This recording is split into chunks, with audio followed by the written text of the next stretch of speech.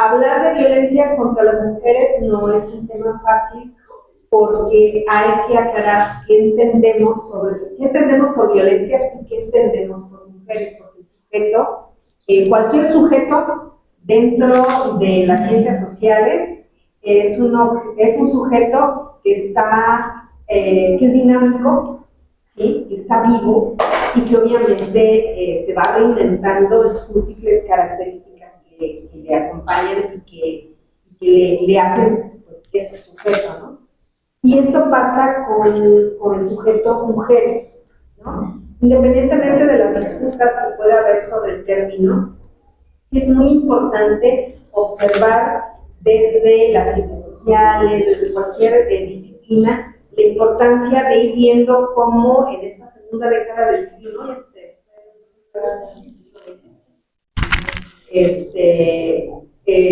Cómo está habiendo una gran disputa respecto y también controversia respecto a cuál es el sujeto mujer, qué implica ser mujer, ¿no?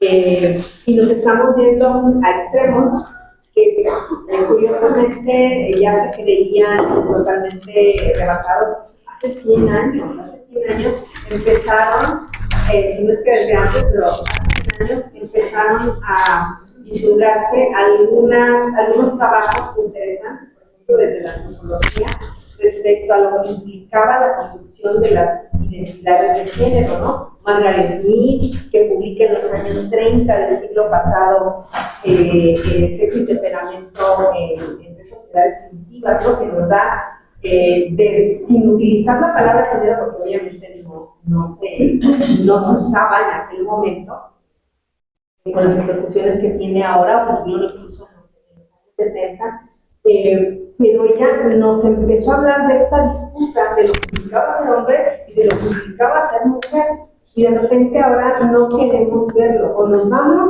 totalmente a algo que también después se les criticó a toda la corriente culturalista a la cual pertenecía Margaret Mead, que es al atribuirlo todo a la cultura, o nos vamos al otro extremo, que es el biologicismo, que ya lo creemos totalmente superado. Entonces, es un tema muy interesante por la controversia que ha generado, pero que también se presta a posicionamientos políticos fascistoides, francamente. En fin, y cuando estaba yo pensando como en la riqueza como de esta vertiente, pues obviamente yo pensé en eso. Ella tiene un trabajo desde la maestría en estudios de género, fue estudiante en la maestría, ¿no? Y que tiene un trabajo muy bonito al respecto.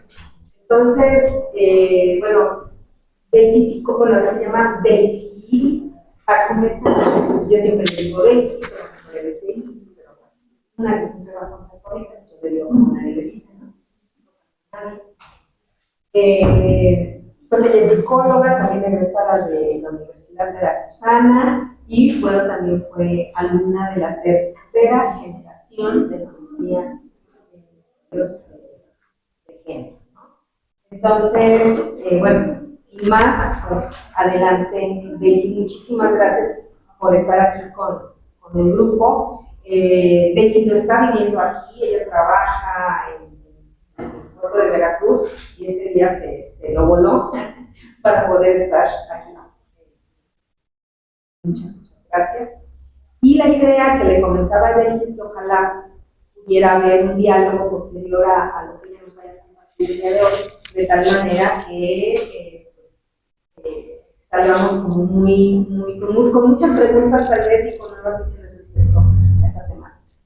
Muchas gracias. Gracias a ti, Estela. Pues denle un aplauso a Estela porque de verdad que detrás de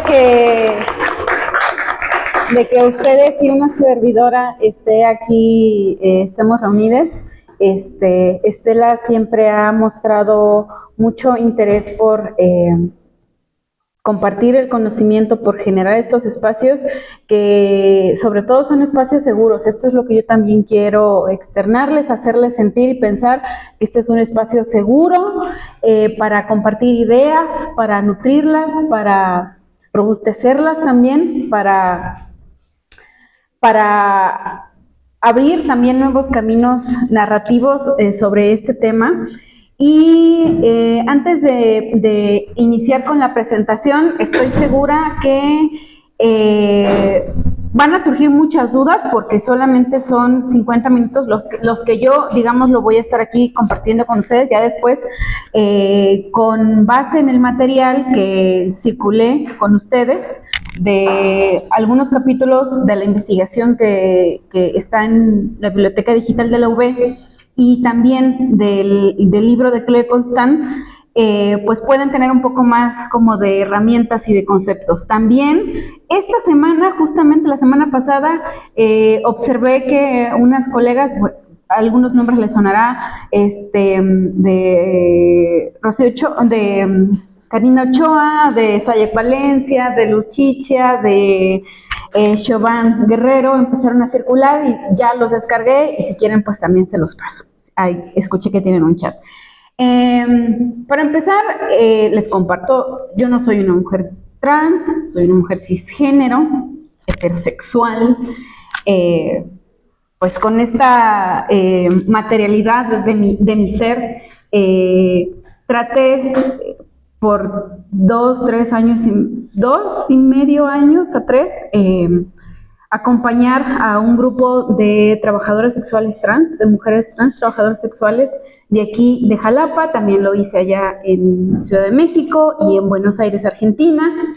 Y comento esto porque no es un propósito de este espacio hablar por ellas, ni tomar su voz, ni decir, es que yo pienso y siento que no.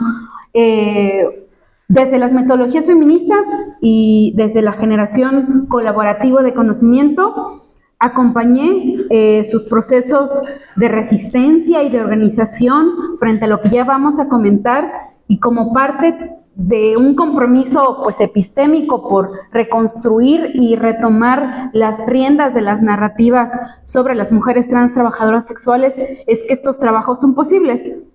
Y estoy segura, igual y pues no podríamos como profundizar en ello, de que sin lugar a dudas todas y todos podemos generar conocimiento desde nuestras múltiples identidades. Porque luego llegan a generarse algunos debates sobre quién es el sujeto que puede hablar por, ¿no? Si hay subrepresentación y demás. Yo creo que todas y todos podemos aproximarnos a poblaciones y comunidades a las que no formamos parte desde una conciencia plena, y sobre todo a mí me lo hicieron ver y me lo reforzaron constantemente el gran equipo de profesoras del Centro de Estudios de Género, que con esta visión feminista podemos acompañar estos procesos. Entonces, dicho esto, el propósito es al menos 3. Reflexionar sobre la genealogía del concepto trans y del trabajo sexual desde los estudios de género, que es en donde yo, pues, un poquito más de experiencia pudiera yo tener para comprender este tema, y porque también existen multiplicidad de enfoques con los cuales entender estas situaciones. Yo las voy a presentar y a comprender y acompañar a ustedes, si me lo permiten, desde los estudios de género. Como segundo objetivo, describir las estructuras elementales de las violencias contra las mujeres trans trabajadoras sexuales particularmente. Obviamente el marco teórico permite como pensar multiplicidad de sectores y de grupos, etcétera, pero si nos enfocamos en esto, yo pienso que podemos entender bien cierto sector y de ahí poder, digámoslo, tener como más habilidad para entender otros grupos, ¿no? Y como tercer punto, describir las resistencias de las mujeres trans trabajadoras sexuales ante la desigualdad y la violencia. Hay 2 frases que seguramente si revisaron el material, no sé si estaban dentro de los capítulos, yo les invito a que pues quieran revisar todo el documento, pero uno que me sirvió como para decir, yo creo que por aquí voy a entrar, ¿no? Seguramente, y puedo apostar que leyeron a Gayle Rubin, Tráfico de Mujeres, nota sobre bla, bla, bla, bla. Lo han revisado. Seguramente en algún momento del seminario, de los estudios de género, lo van a tener a la mano. Y dice así porque me parece que en pocas líneas resume mucho de lo que con lo que yo inicié y que yo les invito a que retomen. Pienso que el movimiento feminista tiene que soñar con algo más que la eliminación de la opresión de las mujeres. Tiene que soñar con la eliminación de las sexualidades y los papeles sexuales obligatorios. El sueño que me parece más atractivo es el de una sociedad andrógina y sin género, aunque no sin sexo, en que la anatomía sexual no tenga ninguna importancia para lo que uno es, lo que hace y con quién hace el amor. Esto por ahí lo escribió por ahí de 1970 y algo Gayle Rubin, 75, y coincide mucho con otros movimientos como geopolíticos que se estaban dando en el globo, porque justamente en el 75 pues fue el año de la mujer aquí en México, y ya se estaban dando algunos como avances neoinstitucionales para pensar qué onda con la desigualdad entre las mujeres y hombres. Y me parece importante porque lo que ella hace con ese texto que recién lo empezaba a realizar cuando ella era todavía estudiante de pregrado, digámoslo de licenciatura, y ya estaba pensando un montón de cosas tan revolucionarias y tan transgresoras, es poner la materialidad del cuerpo, pues como lo que ella explica, ¿no? En cómo la sexualidad es transformada como un constructo social, ¿no? Y entonces ahí, seguramente porque ya lo han revisado y ya lo platicaron y ya durmieron con ese concepto en su mente y demás, ¿no? De cómo, pues básicamente el sexo se refiere como a las diferencias, a las características anatómicas que son propios de los que en muchas culturas occidentales definen de lo que son las mujeres y de lo que son los hombres, ¿no? Testículos para los hombres, senos y vulva para las mujeres. Y vamos viendo porque, pues bueno, los senos aparecen a cierta edad del desarrollo sexual y demás, ¿no? Pero vamos a ir viendo algunos matices que ponen en entredicho esta diferencia sexual y cómo es leída por quien lo está interpretando. Y cuando yo empezaba a pensar, suena redundante, cuando empezaba como a pensar desde dónde iba yo a relatar y a narrar y a tomar descripción y a qué cosas le iba yo a prestar atención de lo que estaba viendo en campo, pues toda la información y estoy hablando de revistas, de libros, de conferencias, de paneles, que estaba yo como cosechando y viendo, todo presentaba al escenario de las mujeres trans, trabajadoras sexuales, en un escenario pésimo, o sea, de mucha violencia, de mucha deshumanización, presentándolas como víctimas eternas, como personas, como mujeres que están ahí como vasijas del desprecio generalizado, ¿no? Y yo decía, pero pues yo empecé a trabajar con ellas desde el día 1 o poquito previo antes de la maestría, y claro, encontraba escenarios sumamente crueles, ¿no? De violencia y desigualdad, pero pues también estaban organizadas y se reían y cantaban y hacían fiestas y se arreglaban y contaban historias y hacían un montón de cosas por resistir y por organizar sus vidas y por curarse y por tratarse, y decía, ¿y por qué esto no aparece en la evidencia que yo ya he cosechado? Bueno, desde los estudios de género y desde las epistemologías feministas, uno tiene el desafío también como de presentar a nuestras sujetas como sujetas políticas, que es lo que nos han arrebatado por mucho tiempo los estudios androcéntricos que también presentan a las mujeres como pues sujetas pasivas, que están constantemente siendo víctimas de la violencia y demás, y yo, pues bueno, el propósito también de los estudios de género y remarcando mucho la estrategia y la apuesta de las metodologías feministas, pues es presentarlas también como sujetas políticas, sujetas que generan conocimiento, sujetas que aparte de que son políticas, hacen política y tienen una manera muy específica y muy digna de ser narrada y pues compartida con todos, ¿no? Y poder como sumarnos a este tipo como de visiones de mundo, a veces que son de verdad muy complejas de entender, pero que están ahí como para las mentes curiosas, atrayéndonos y seduciéndonos, ¿no? Entonces, como bien lo dice Foucault, ¿no? El poder no existe sin resistencia, y en esta dicotomía es bien importante pensar si hay relaciones de desigualdad, pero ¿qué hace posible que ellas estén ahí resistiendo, organizándose, luchando, etcétera, ¿no?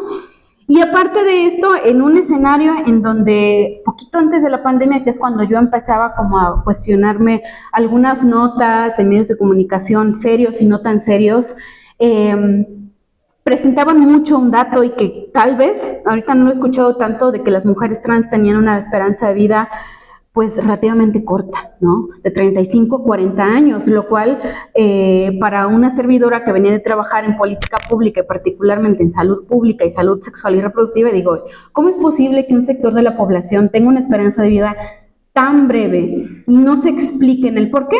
Pues puede ser muchas de las veces a que hay grupos y sectores de la población cuyas vidas son leídas de que no son dignas de ser vividas, ¿no? Y entonces ahí empezaba en ese momento como decir, bueno, es que hay grupos que aunque suene feo decirlo, pero hoy es una realidad y lo vemos en las noticias lamentablemente con el genocidio palestino, que hay vidas que son tiradas, vidas que no valen para el status quo, ¿no? Vidas que son simplemente desechables, ¿no?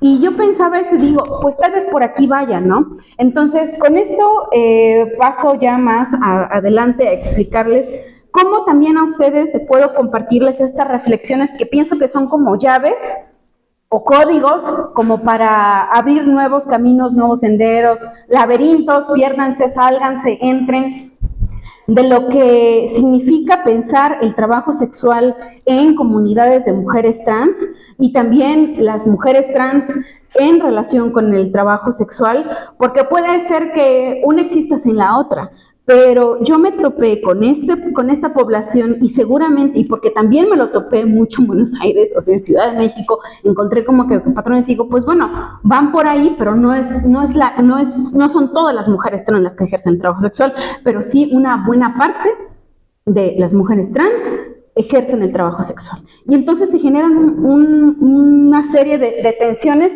que ya iremos escribiendo. Ahora, esto en un marco que no hay que olvidar que pues el neoliberalismo nos atraviesa a todas, a todos y todas. Entonces, yo eché mano, así como si fuera, pensemos así como este marco en donde están ellas, ¿no? Y este marco también como económico, social, histórico, de neoliberalismo, me puso a pensar cómo todo esto lo iba yo a enmarcar en la comprensión que seguramente muchas y muchos usamos como algo pues corriente y cotidiano y que no profundizamos tanto, que es la lógica de los derechos humanos, de la ciudadanía y de las democracias. Porque el escenario en donde estaba analizando todo esto y por el cual muchos movimientos sociales están en esta disputa por el reconocimiento y por la distribución, están enredados o trenzados, al menos con estos tres conceptos, ¿no? Y que poder pensar esto, o sea, ¿quién va a pensar desde una manera tradicional y ortodoxa la ciudadanía de las trabajadoras sexuales, ¿no? La manera en cómo las trabajadoras sexuales hacen propia la democracia. No la encontraba y dije, pues bueno, si las sujetas políticas con las que estoy trabajando lo conversan en sus espacios, pues claro que yo tengo como que construir, buscar definiciones que permitan esto, ¿no? Y no conformarme con las visiones pues, patologizantes, biologizantes, androcéntricas y occidentales, y pues abrevar de las metodologías feministas. Y para mí esta apuesta epistemológica y metodológica, contrario a lo que nos han enseñado, de que te haces una pregunta y luego vas a campo, observas y ya regresas y ya tienes el conocimiento digerido y adornado y ya listo para presentar y para decir tu hipótesis es cierta, tu hipótesis es falsa, etcétera, etcétera. Como si fuera una línea, como si fuera una flecha de punto A a punto B. Para mí las metodologías feministas, si yo pudiera resumirlo en una imagen solamente como una invitación, sería como un vórtice, o sea, como un vórtice, como un remolino, ¿no? Empiezas, pero la línea repasa el concepto que ya dejaste atrás y vuelves a pasar por el mismo lugar y demás. Y esto me hace pensar mucho como en temas como de déjà vu, como en temas que a veces uno da por sentado, que ya no van a volver a pasar y traca, ¿no? Regresan, ¿no? Como el fascismo que nos está respirando de nuevo en la nuca. Y seguramente porque ya lo han conversado y seguramente ya lo escucharon y seguramente este concepto les despertó y les agitó su curiosidad de pues la perspectiva de género, los lentes violeta, y ahora ya todo lo vemos diferente, ¿no? Porque vemos desigualdades entre mujeres y hombres y cosas que antes no veía, ahora las veo más claras, ¿no? Y veo películas y dices, ¿no? Y pues eso es bien pues bien chido, o sea, la neta es como, de repente así como un momento en donde se te abre el cerebro y ves todo como de manera pues poquito más clara, pero también alcanzas a ver zonas grises y oscuridad y cosas como muy amargas. Y para mí la invitación que yo les hago hoy es sí pensar la perspectiva de género, pero también como desde la perspectiva interseccional. O sea, no podemos leer simplemente el tema de la diferencia sexual, de las desigualdades de género, desde mujeres y hombres. O sea, al mismo tiempo se están configurando desigualdades en función de la clase social, en función de la etnicidad, en función de la edad, en función de las desigualdades de raza. Y podemos ir combinando, ¿no? Haciendo pues como un juego de ir acomodando. No sé si recuerdan haber jugado con un caleidoscopio, que si lo mueven ven unos colores y si lo siguen moviendo ven otros y demás. Pues bueno, eso sí fue como un viaje para mí, comprender la interseccionalidad, porque de pensar que yo podía ver las desigualdades de género con los lentes violetas, dije, esto no alcanza para entender esto que se está presentando en el campo. Entonces, para mí, y la propuesta que les invito es pensar la interseccionalidad como un caleidoscopio, ¿no? Múltiples colores, múltiples movimientos, dependiendo de la luz y demás. Y, pues bueno, vamos a lo que nos truje. Lo trans, fíjense que es una construcción, pues, que sí surge del campo biomédico, y se los comparto como psicóloga. A mí, parte de lo que también empujó todo esto fue el asesinato de una activista que estudió psicología trans, que sufrió mucha discriminación dentro de la facultad de psicología. Y tenía una visión muy clara y tenía muchísima juventud y mucha fuerza, pero la transfobia acabó con su vida, apagó sus sueños. Y en ese como recordar su voz y recordar su presencia, recuerdo solamente su silueta porque yo iba entrando apenas a la facultad. Sí, pero ¿por qué en la carrera nos explican que existe un manual que dice que la transexualidad es una patología mental? ¿Por qué la homofobia es calificada como una enfermedad mental?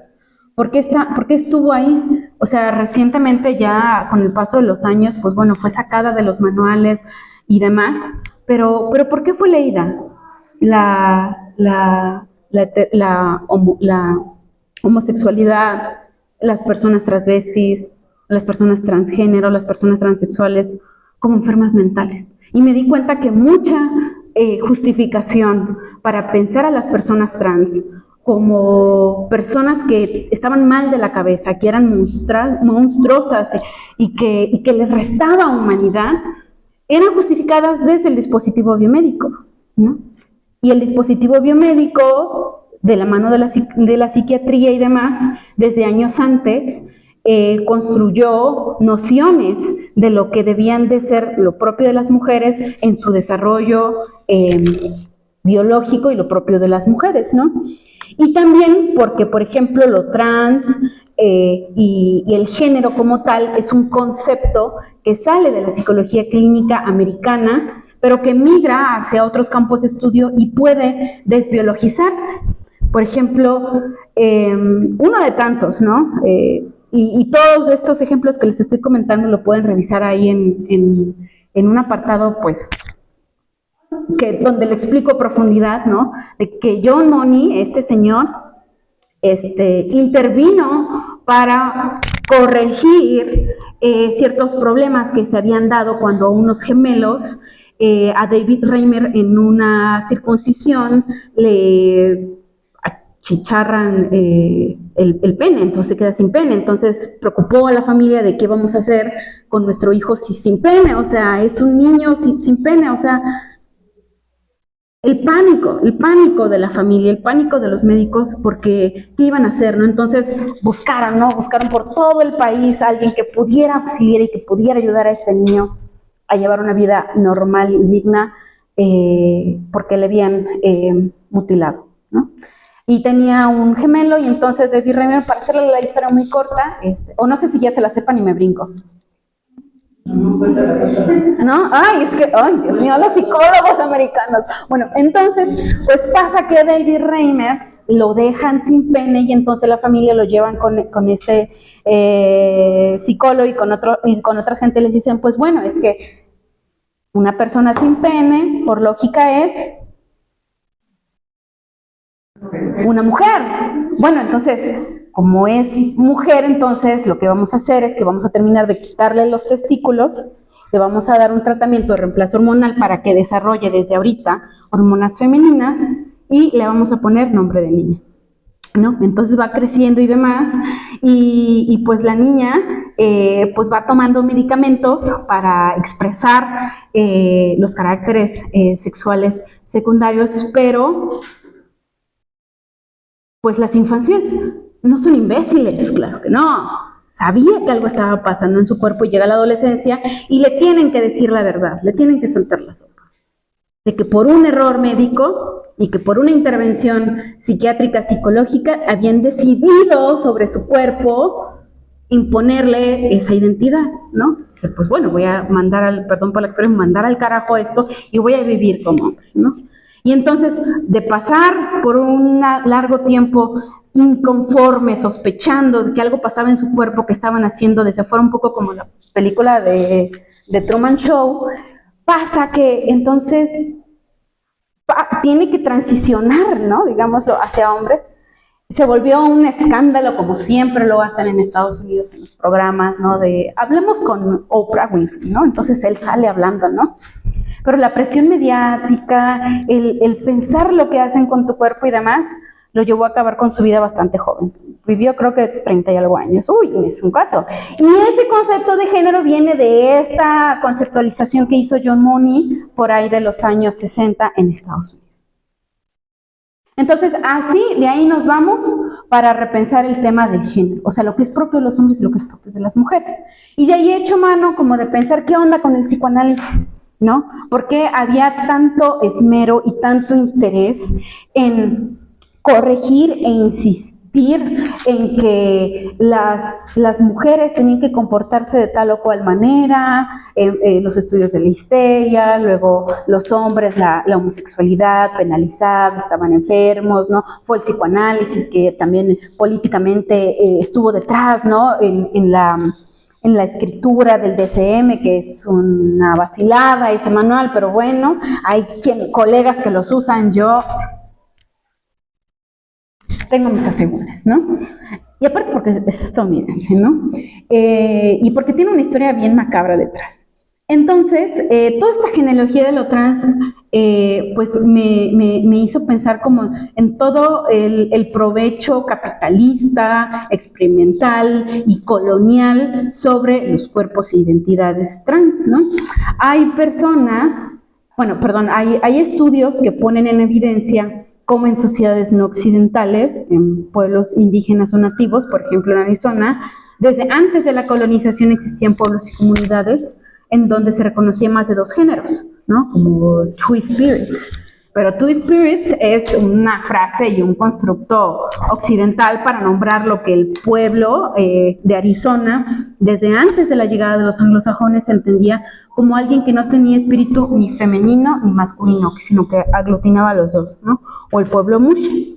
Entonces, todo este proceso de hacer una genealogía sobre lo trans fue como de, pues bueno, es un constructo occidental, blanco, androcéntrico y demás. Pero pese a ello, y porque ya no podemos como corregir la historia, que sí podemos apropiárnosla, ¿no? Entonces empecé a darme cuenta que existían muchos estudiosos, estudioses de lo trans, asumiéndose como trans, y dicen, pues bueno, también nosotros podemos escribir sobre nuestras experiencias, brincándonos esta parte, ¿no? Y cómo el hecho de asignar identidades fijas desde el nacimiento, pues tenía que ver, pues, también con un orden y un sistema que buscaba perpetuar la familia, ¿no? Porque cuando yo escuchaba, y seguramente porque lo oyeron ahí en los documentos, pues esta noción de familia de la que hablaba Engels y demás, pues también es un dispositivo para pues, hacer funcionar el capitalismo, que el hombre salga a trabajar, que la mujer tenga los hijos y que cada quien asuma su rol específico en esta máquina. Si te sales de esta máquina, pues ahí se viene, ¿no? Como los castigos, etcétera, etcétera, ¿no? Otra de las cosas que yo consideré en su momento y que mis profesoras me hicieron ver es que para pensar el tema de los estudios de género, una aproximación lo más integral, interseccional con ellas, pues tenía yo que pensar el tema del trabajo sexual, porque hay tensiones sobre el trabajo sexual leídas desde los estudios de género. Y con esto, sin ahondar muchísimo, la sexualidad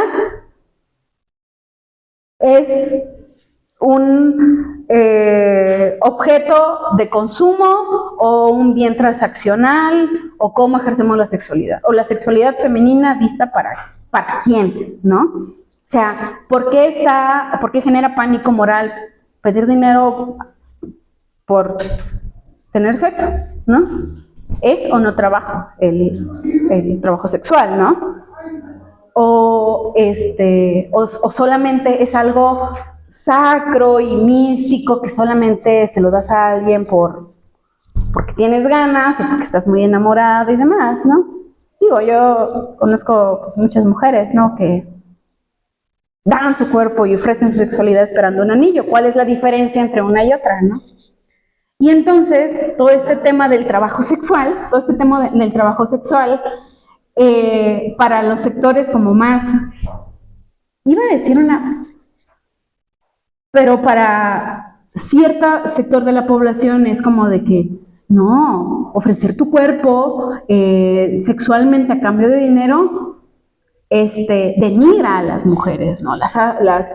Estamos luchando contra eso, ¿no?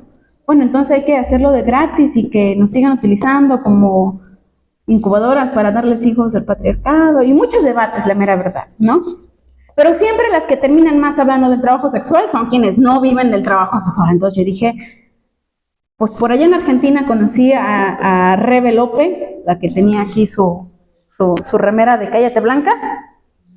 Así que yo dije, pues qué interesante, ¿no? Voy a aplicar esta de que si usted no ejerce el trabajo sexual, no opine.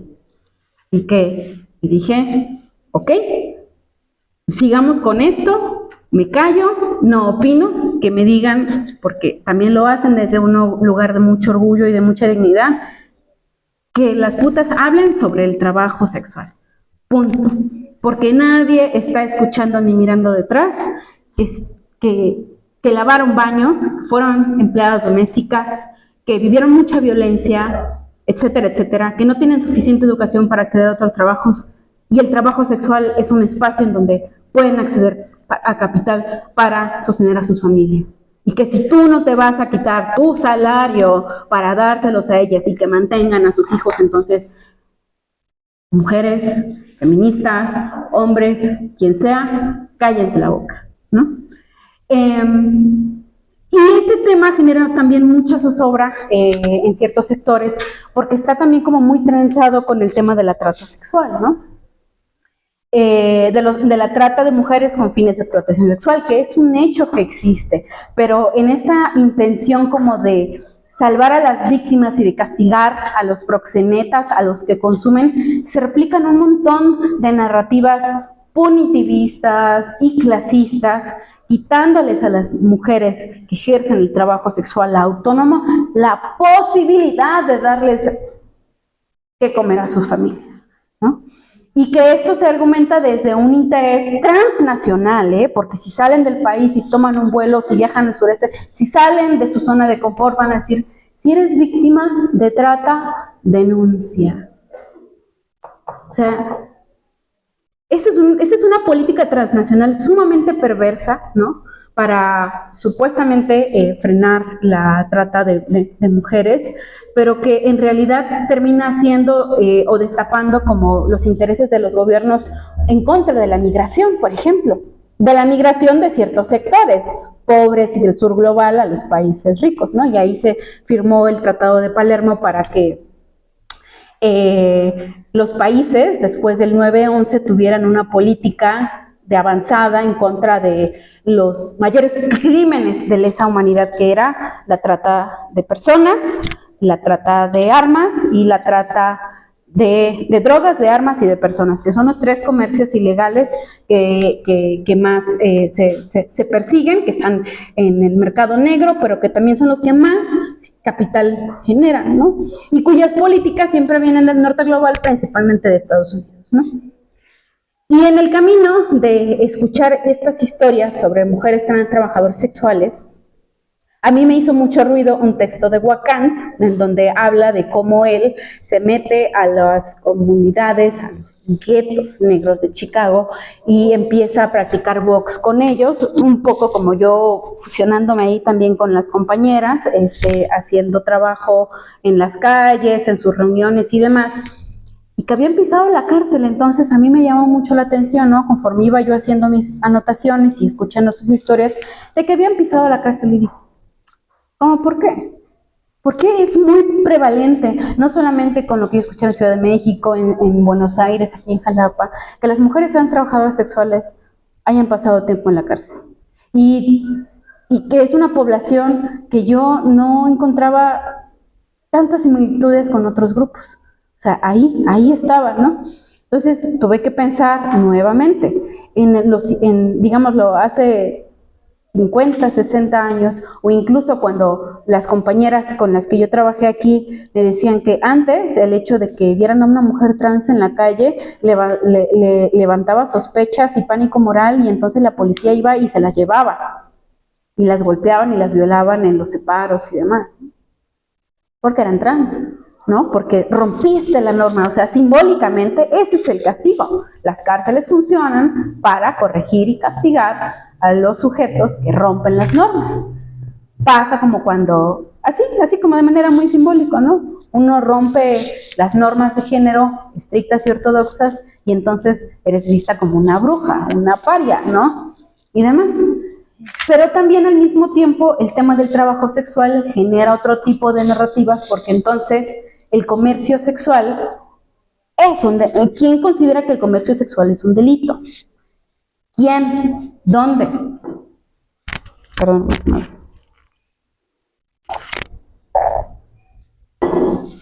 ¿Por qué? Y porque al mismo tiempo yo encontraba en estos ires y venires una alta prevalencia del consumo de drogas. Drogas ilícitas, porque sabemos que hay drogas legales. El alcohol, el tabaco y demás. Hay otras drogas ilegales que circulan mucho entre trabajadores sexuales. Porque aparte de ser usuarias, puede ser que las trafiquen. porque se genera ahí un enredo de pobreza y de violencia en los mercados negros que hace o que les vendan a los usuarios o que las tengan también que vender por su propia cuenta para tener un ingreso. Porque ¿qué trabajo puedes conseguir si eres una mujer trans? No tienes una red de apoyo porque tu familia te expulsó, no tienes una comunidad y muchísimas cosas, ¿no? Y tienes que vender drogas, porque pues llega alguien pesado y te dice, tienes que vender esto. Ya sabemos cómo funciona el crimen organizado, no es el propósito de ese trabajo, pero como ya les dije, el marco es enorme y sí lo tengo que pensar y sí lo tengo que posicionar porque nos atraviesa a todos y todes.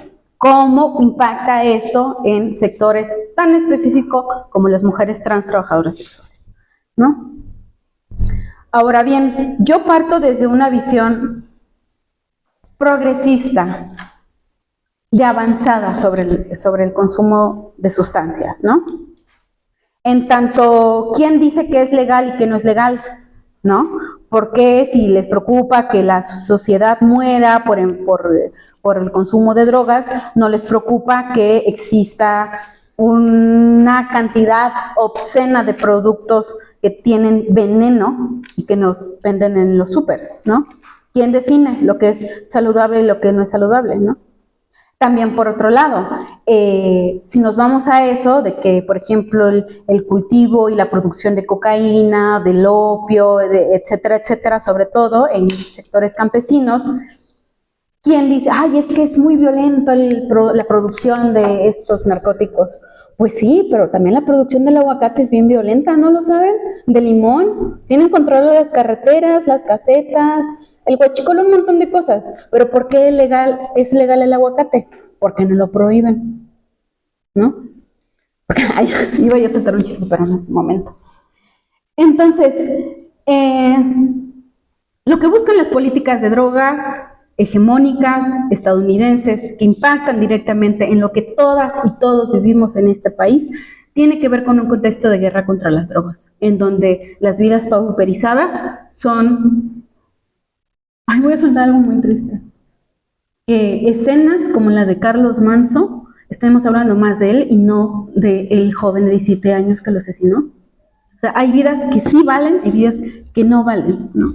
Entonces, en medio de todo esto, la guerra contra las drogas también impacta diferenciadamente a las trabajadoras sexuales que están en zonas de la ilegalidad, en donde si no se reconoce esto, se les margina y se les pone en una situación de sumamente vulnerabilidad frente al crimen organizado, ¿no? Y que muchas de ellas han movido mejor el ejercicio del trabajo sexual a, pues, ahora sí que como, pues ya tengo el contacto de fulano, ¿no? Pues ya llega a mi casa y pues ya vimos, ¿no? Cómo pasó con Sister Home, ¿no? Y así subsisten, ¿no? O sea, la gente tiene que comer.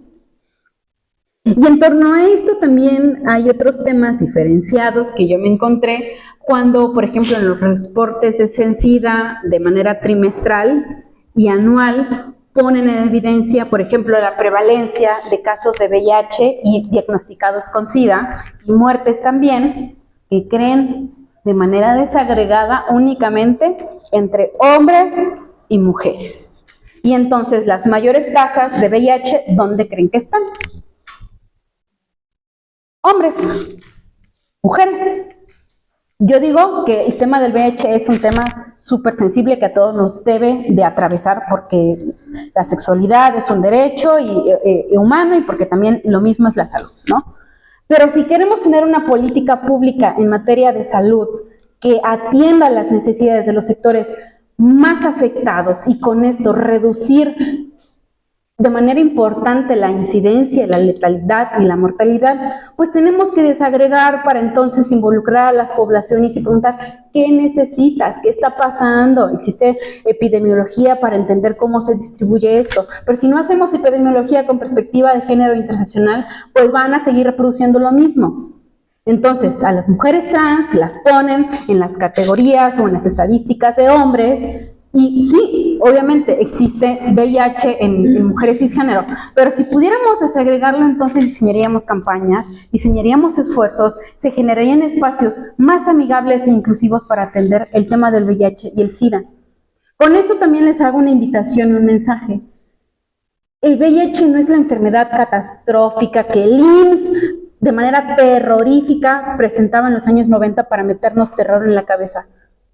El VIH sí es una enfermedad que puede ser mortal, pero no es lo que nos han hecho pensar, porque también hay mucha transfobia, hay mucha homofobia en medio de esta situación, ¿no? Y que hace que poblaciones de mujeres trans trabajadoras sexuales se enfrenten dobles o triples discriminaciones. Por eso les decía, no podía pensar este tema de manera exclusiva cuando han pisado la cárcel y han estado privadas de la libertad, cuando son seropositivas, cuando son usuarias de drogas, cuando son migrantes también. O sea, también varias personas han migrado, por ejemplo, en aquel entonces, cuando estaba en Buenos Aires, por ejemplo, llegaban migrantes de Perú, de Bolivia, y demás, de República Dominicana, por ejemplo, a Buenos Aires, porque en sus países había una persecución más hostil, había más hostilidades en el ambiente hacia las personas trans. Entonces Buenos Aires, al ser una ciudad como más progresista, era un espacio en donde una organización de trabajadores sexuales pues acompañaba a quienes decidían ejercer el trabajo sexual, ¿no? Y esto invoca como una discusión más amplia de qué es lo que consideramos trabajo, ¿no? ¿Por qué el trabajo sexual se considera indigno y por qué no indigno limpiar baños? O estar en una mina respirando polvos tóxicos, ¿no? Y demás. O hacer trabajo sin seguridad social. O el trabajo doméstico, por ejemplo, las trabajadoras domésticas. ¿Por qué ellas no darles seguro? ¿Por qué decir, no, pues que dejen a sus hijos para ir a cuidar a los hijos de otras? ¿Qué dignidad hay en eso? Pero ahí están las feministas mochas opinando al respecto. Entonces, existen todas este tipo como de violencias que es importante reconocer para hacernos pues, más sensibles y abrir la boca con un poco más de conciencia de clase, conciencia de género, conciencia de raza y demás. Pero también hay espacios de resistencia, como ya les dije, ¿no? Porque en su momento cuando hacía este trabajo y hasta la fecha, a mí sí me tocó ver que compañeras de mi edad morían, o sea, o que estaban muy enfermas a mi edad, ¿no? ¿Y qué hace que alguien de mi edad esté enfrentando enfermedades, vaya, crónico-degenerativas, sin seguridad social, sin documentos, porque no existía o existían en su momento? Ahorita ya les platico, existían muchas limitaciones para el tema de acceder a seguridad social o al IMSS Bienestar o al Seguro Popular, etcétera, ¿no? Entonces yo me encontré, y lo digo también con mucho orgullo y con mucha dignidad, a mujeres trans organizadas, mujeres trans politizadas, mujeres trans que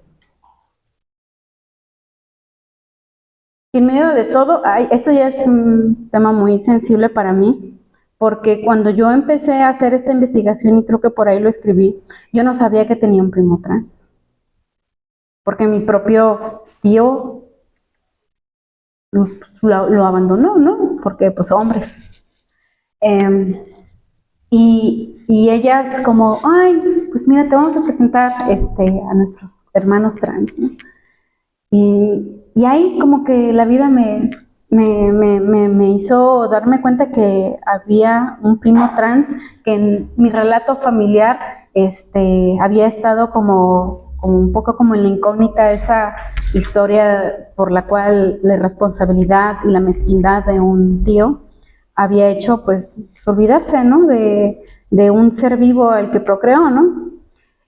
Y ellos me conectaron con eso, ¿no? Entonces dije, wow, qué poderoso, ¿no? Y en medio de todo, obviamente, buscaban ser felices.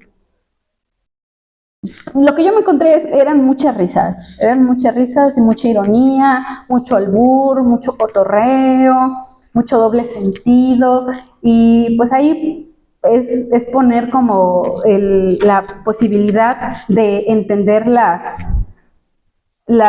grietas que pueden hacer en sectores en donde existe como mucha violencia, esta fuerza humana, ¿no? De mantenerse vivas, ¿no? O sea, el simple hecho de, ahora sí que como lo dice la frase, ¿no? De que existir es resistir, ¿no? Como el pueblo palestino, ¿no? O circulan muchos videos, ¿no? Niños bailando, niños cantando, pintando, haciendo clown. Y existe, ¿no? Y eso es lo que hay que celebrar y es lo que hay que hacer memoria, ¿no? También otra de las cosas que es muy presente en estas comunidades, por lo cual ya es un hecho que posibilita su existencia, es que promueven el cuidado personal, promueven mucho la construcción de familias no de sangre, ¿no? Sino la familia pactada, la familia elegida exactamente, ¿no? Como yo con mi primo que pues a mí sí me podía, ¿no? Porque dije, pues yo crecí con un padre que sí me reconoció, ¿no? Pero no eso significa que si yo ya he tenido a mi padre, hubiera yo tenido un padre presente, ¿no? O un padre amoroso, ¿no? En cambio, pues él no tuvo ni uno ni lo otro y pues ya con el pasado de los años, pues nos elegimos, ¿no? Como primos. Aunque no coincidimos nunca en ninguna fiesta familiar, ni en ninguna Navidad, ningún nada, pues nos unió esto, ¿no? La misión de estar vivos, ¿no? Y de estar juntos.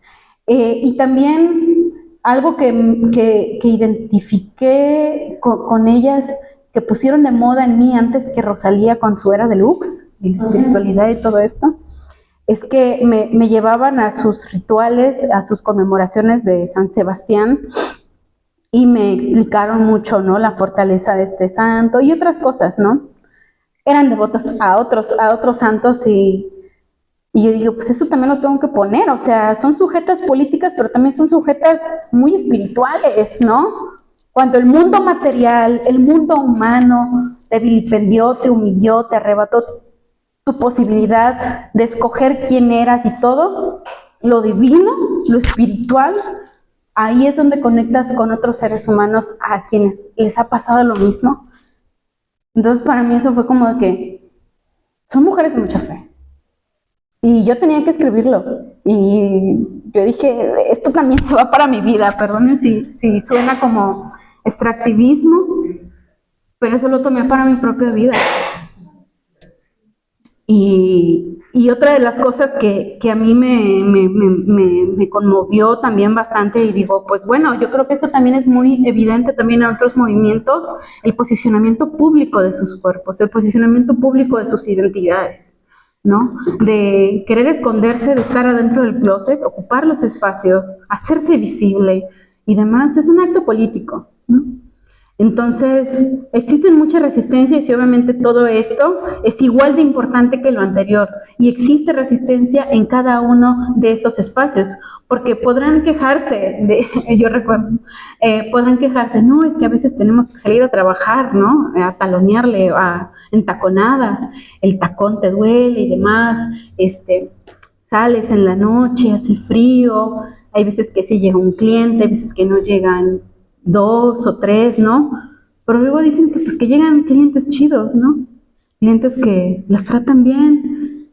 Y pues no sé, puede ser una metáfora un tanto como absurda que no alcanza en esto, pero cuando incluso en una relación como transaccional, ¿no? Como ir por este café y muchas gracias, te dejo una propina, que te atiendan con amabilidad. Eso es lo que vuelve humano el trabajo, ¿no? Porque al final, como dijera Marx, lo que nos hace humanos es el trabajo, ¿no?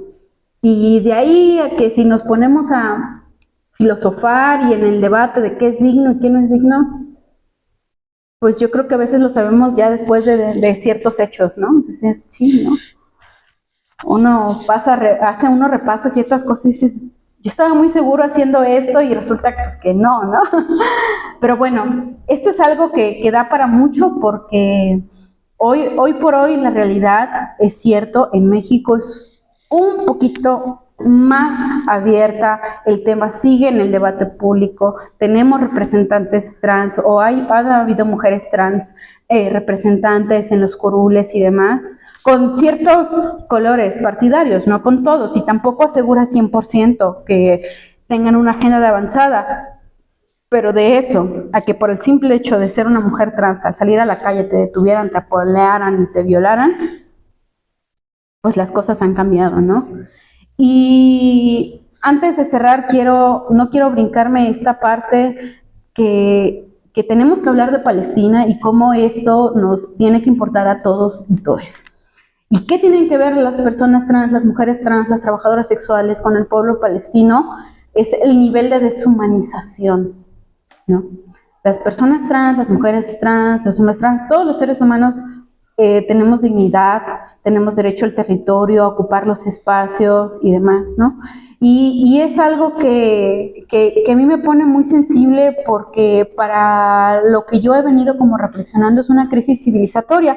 Al inicio yo les decía que este marco para entender la manera en cómo los movimientos sociales interpelan al Estado para que reconozcan sus derechos a través de una democracia participativa y ejerciendo su ciudadanía, está puesta en cuestión. Está puesta en cuestión porque estamos viendo en tiempo real un genocidio, el masacre de una población entera, la destrucción de sus símbolos, la destrucción de su idioma, la destrucción de sus centros ceremoniales, todo.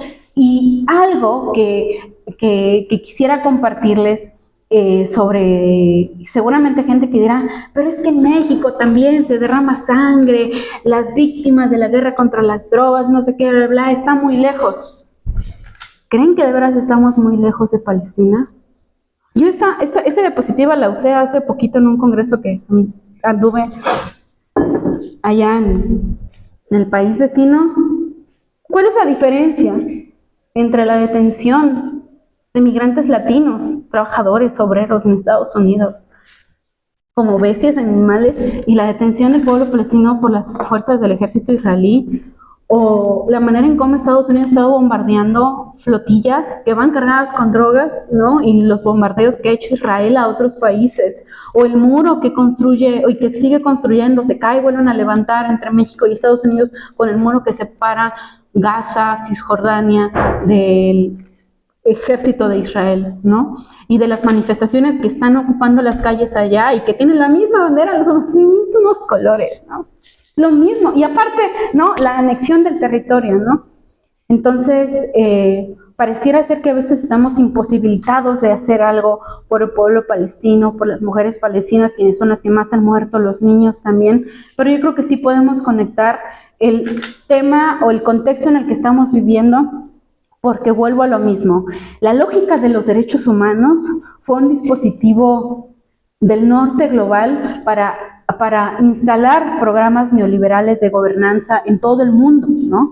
Y entonces, en este marco neoliberal, bueno, muy repetitivo, los derechos humanos es una lógica que nos venden a nosotros para tener garantías de vida, ¿no? Y que la ONU, con su constitución de las Naciones Unidas y demás, fue creada para nunca más volver a ver esto. Y está pasando, ¿no? Y que documentos como la CEDAW, la Plataforma de Acción de Beijing, el Año de la Mujer, los institutos, el gender mainstream, todo lo que impulsó los derechos para las mujeres y por lo cual también estamos aquí repensando el género, pues viene de organismos y de naciones que así de fácil lo desaparecen, ¿no? Entonces, todos podemos ser Palestina, o sea, todos podemos, y en esta guerra contra las drogas declarada ya narcoterrorismo por parte de los Estados Unidos, pues toda nuestra seguridad está en entredicho, ¿no? Entonces, ¿qué es lo que soporta y qué es lo que impulsa todo este proyecto de colonización racista, capitalista, misógino y demás? Pues es que llegan los gobernantes ultraderecha diciendo, vamos a abolir la ideología de género, ¿no?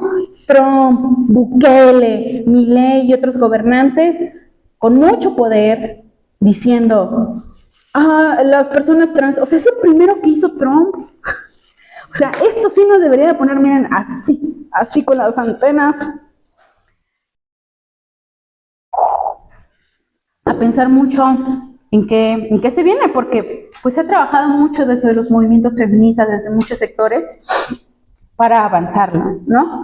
Y como reflexiones finales, ya para cerrar esto, son como 3 dichos como muy, muy coloquiales, pero a veces lo coloquial es lo como más fácil, ¿no?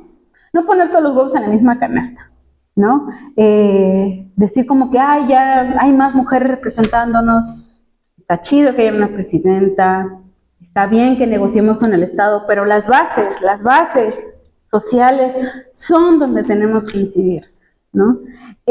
¿Cómo? Ya vamos a platicar, ¿no? Repensar este triángulo dorado en donde existía esta alianza entre la sociedad civil, las políticas y las científicas sociales avanzando, ¿no?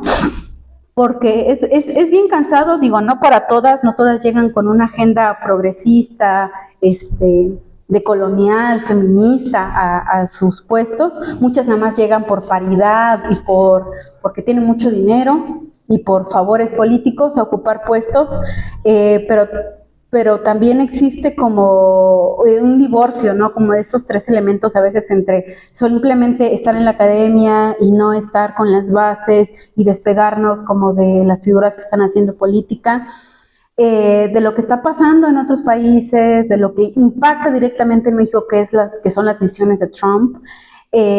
Y cierro como con esta idea que estaba yo pensando de que los estudios de género, articulados con los análisis de la raza y clase desde las perspectivas interseccionales y postestructuralistas y críticas de la distribución y el reconocimiento, irrumpieron el siglo pasado con una coyuntura epistémica capaz de fracturar las narrativas fundacionales de la modernidad occidental, al desnaturalizar la producción histórica de las jerarquías sexogenéricas, racializadas y de clase. Estos campos inauguraron un proyecto teórico-político que no solo reconfiguró las categorías de ciudadanía, cuerpo y trabajo, sino que abrió un horizonte transformador para imaginar modos más democráticos, plurales y justos de organización social.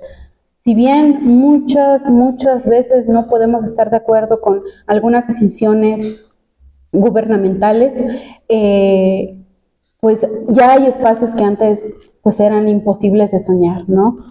Tal vez, por poner un ejemplo, ¿no? El tema de la despenalización del aborto, que hay una ley trans que reconoce que las personas trans pueden acceder al cambio de identidad en sus documentos sin ir a pedir un amparo, sin pedir favores y demás, o que, por ejemplo, también existe una clínica trans para personas trans en Ciudad de México, que no les arrebatan ese derecho que ya les están quitando en Estados Unidos, o que echen para atrás la educación con inclusión e igualdad de género en Perú, o un montón de cosas que llegan haciendo los gobiernos de derecha, que aparte niegan el cambio climático, la crisis climática, que aparte llegan diciendo que la tierra es plana nuevamente, que llegan diciendo, es que el pobre es pobre porque quiere, ¿no?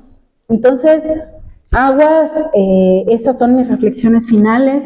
Los estudios de género, los estudios de raza, los estudios de la modernidad ofrecen campos como para imaginar y para socializar estos conocimientos. Muchas gracias por su atención. Espero no haberlos dormido. Y eso es todo.